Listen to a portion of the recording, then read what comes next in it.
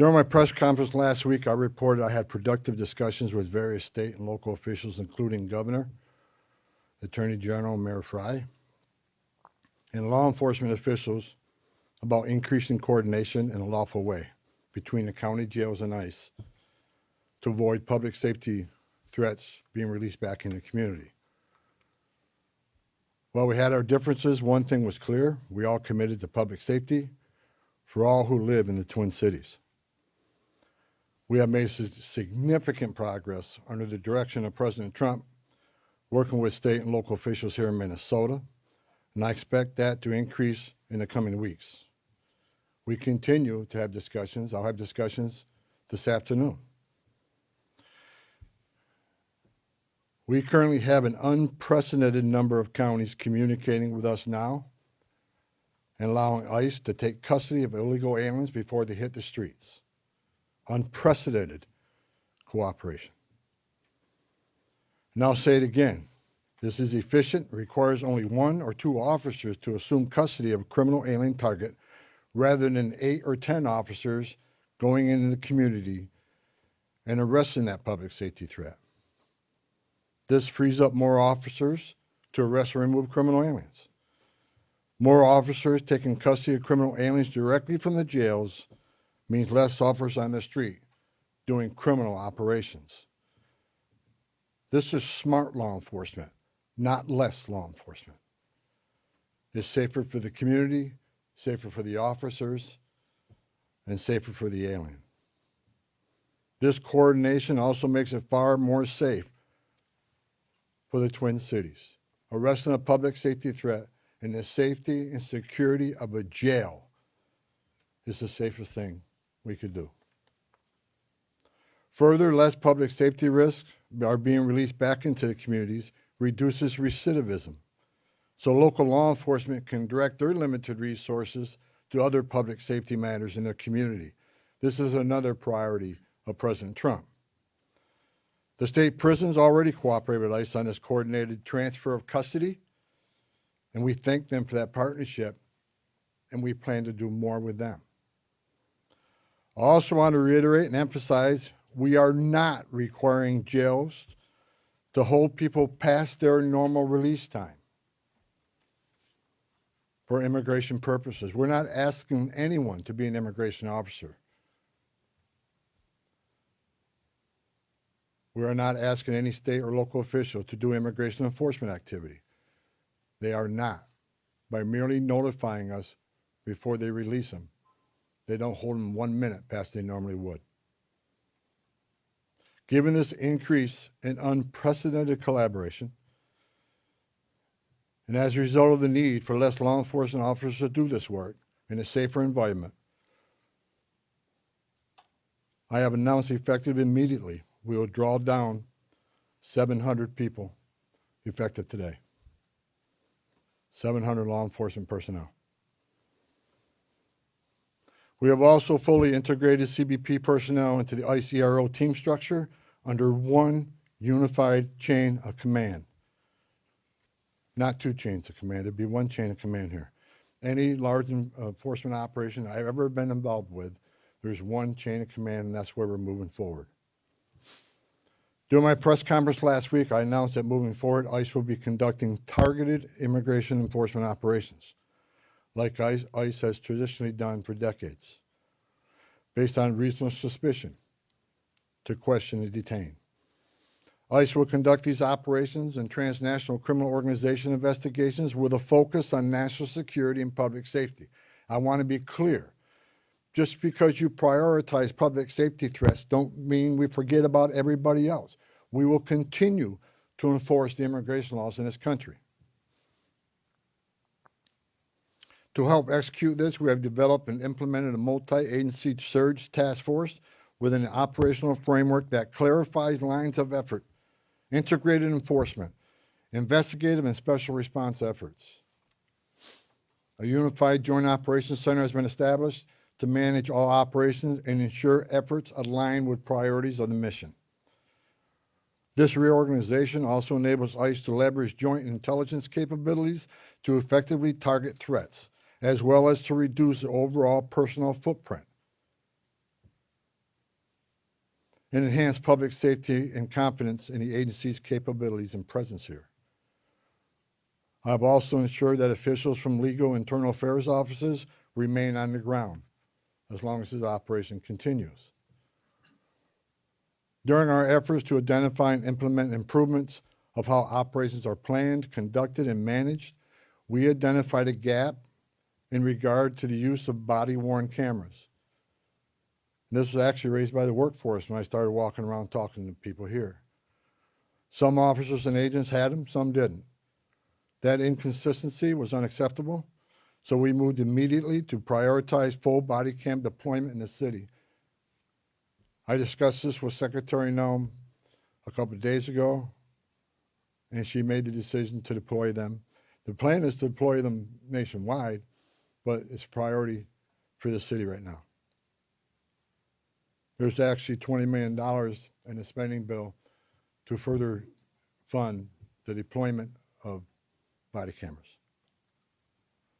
The president's supportive of this decision because we have nothing to hide. We want to be fully transparent in what we do. The American people seek and deserve professional and trustworthy law enforcement, and I and the president expect that any misconduct will not be tolerated and will be swiftly addressed. The integration, structuring, and resources we have implemented would help ensure accountability and that targeted enforcement operations have a focus on national security threats and public safety threats, and they are conducted effectively, safely, and appropriately. Again, this is smarter enforcement, not less enforcement.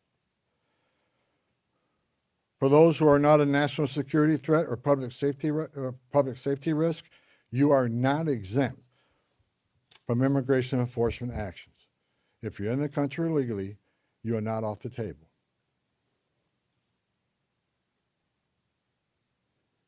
And let me be clear, President Trump fully intends to achieve mass deportations during this administration, and immigration enforcement actions will continue every day throughout this country.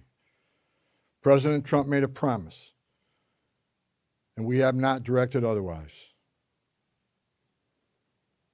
I heard rumors we have, untrue. Given that many public safety threats on our communities, many of which poured across the border during the Biden administration, it makes sense to prioritize public safety risks right now.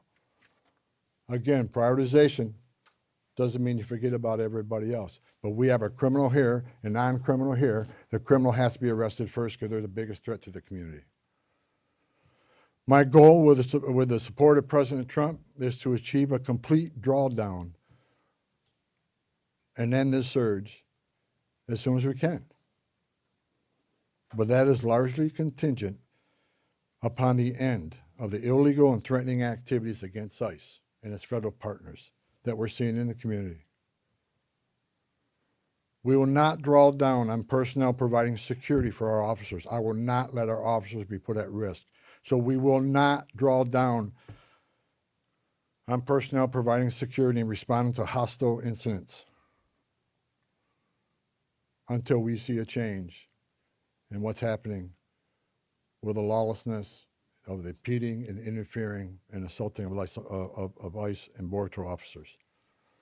It is against the law to forcibly assault, resist, oppose, impede, intimidate, and interfere with federal law enforcement, including ICE officers and Border Patrol agents. Doxing law enforcement to threaten them and their families because they're executing their sworn duties to enforce immigration law that Congress passed is unacceptable. And it's shameful and incomprehensible to me that this unlawful and threatening behavior is being tolerated by anyone. As far as what I saw yesterday with the roadblocks being set up, you're not going to stop ICE. You're not going to stop Border Patrol. The only thing you're doing is irritating your community and want to go get groceries or pick their children up or whatever. I talked to the chief of police, and he committed to taking swift action on those illegal roadblocks. They're illegal. We shouldn't tolerate them. Again, a complete drawdown is going to depend on the cooperation, continued cooperation of local and state law enforcement and the decrease of the violence, the rhetoric, and the attacks against ICE and Border Patrol. The federal law enforcement personnel, ICE and CBP, and other partner agencies are patriots. And they've carried out their duties patriotically, with integrity, with professionalism, and compassion. I've said this many times, these men and women don't hang their heart on a hook when they come to work. President Trump and I strongly stand with them in the critical work they do to prevent harmful or otherwise dangerous people from entering or remaining in this country. As part of the surge operation here, numerous criminal aliens have already been arrested. We've arrested 14 people who had homicide convictions, 139 people with sex-related offenses, 28 gang members. Correct me, 139 assault convictions, 87 sex offenses, 28 gang members have been arrested, just to name a few. We're taking a lot of bad people off the street. Everybody should be grateful to that. Who in their right mind would want these dangerous criminals walking around their communities? Everyone has a constitutional right to peacefully protest. President Trump and I, we completely support that. At the same time, professional law enforcement officers should and need to be able to perform their sworn duties without being harassed, impeded, or assaulted. I want anyone to report instances of alleged misconduct or wrongdoing. There's a way to report that. The Trump administration is taking violations of 18 U.S.C. 111, which is assaulting, impeding, interfering. We're taking that seriously. If you violate the law, you will be federally prosecuted. In the past month, 158 people have been arrested for violation of 111. 85 cases have been already accepted for prosecutions. The rest remain pending. We've had 9 indictments of those who raided the church, and additional cases are being worked. Additionally, I've been saying this for almost a year now. Hateful, extreme rhetoric against ICE personnel is completely unacceptable. Please stop. I said back in March of this year, if the hateful rhetoric didn't stop, I was afraid there would be bloodshed. And there has been. President Trump and I, Secretary Noem, none of us want to see any bloodshed. It is no doubt encouraging and inciting certain people to violate the law, wanting to harm, and actually harm law enforcement, and their families, is unacceptable. I want to say I appreciate the discussions had with the governor, Mayor Frey, and the Attorney General. We've had frank, honest discussions. We don't agree on everything, but we do agree on the need for public safety. And we do agree that ICE has a role to enforce the immigration laws of this country. I would implore the governor and the AG and the mayor and other political officials to urge in the most strong and urgent way to ask for calm in the community and to end the resistance, the impediment, the interference, again, protest.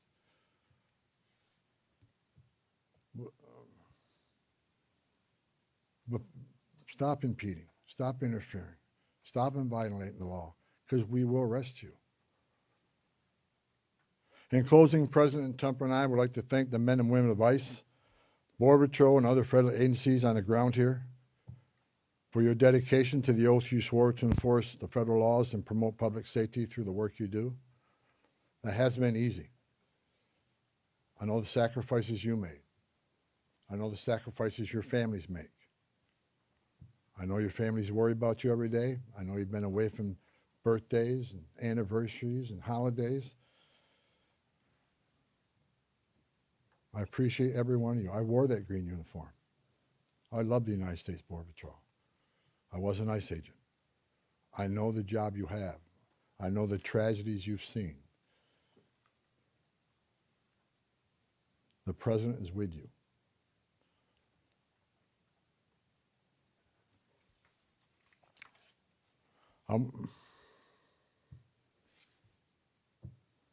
Again, I want to thank Governor Walz, Attorney General, and Mayor for the candid, insightful, productive discussions we had.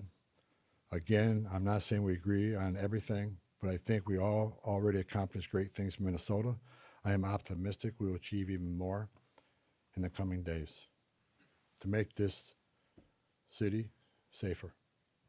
I would also like to thank the numerous local law enforcement officials I was able to meet with the last 9 days since I arrived here. I appreciate hearing from local law enforcement, their perspective on what's happening.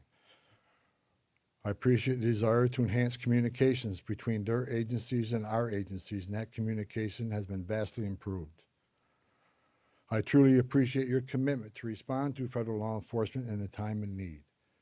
Every chief I talked to, every one of them, promised to respond to any public safety issue when our officers out doing their sworn duty and people start crossing the line and they start impediment, interference. Every police chief has committed to doing their job and enforce public safety. We talked to a lot of sheriffs throughout the nation. We have unprecedented cooperation. I've yet to talk to a sheriff that said no. There's still more sheriffs we are in discussions with and talking to, but I have not heard no. I think they want to do the right things for the communities too. Lastly, I'd like to thank President Trump for his steadfast leadership and commitment to law enforcement, public safety, and prosperity. I've said this many times. I've worked for 6 presidents and 10 administrations. When it comes to public safety, border security, immigration enforcement, no one's done it better than President Trump. His success is unprecedented. Later on today, Secretary Noem is having a press conference on our southern border, the most secure border in the history of this nation, because of the leadership of President Trump and the men and women over there wearing a green uniform. Most secure border in the history of this country, which means less children are dying making that journey, less women and children are being sex trafficked, less fentanyl getting this country to kill our young people, less known suspected terrorists being released in this country. The most secure border in a lifetime gives us the strongest national security we've seen. You can't have strong national security without strong border security. I wish I could be at that press conference, but the president has called me here. I just had a small part in it. The reason we have the most secure border is because of President Trump's leadership and the men and women wearing the green uniform, which I once wore.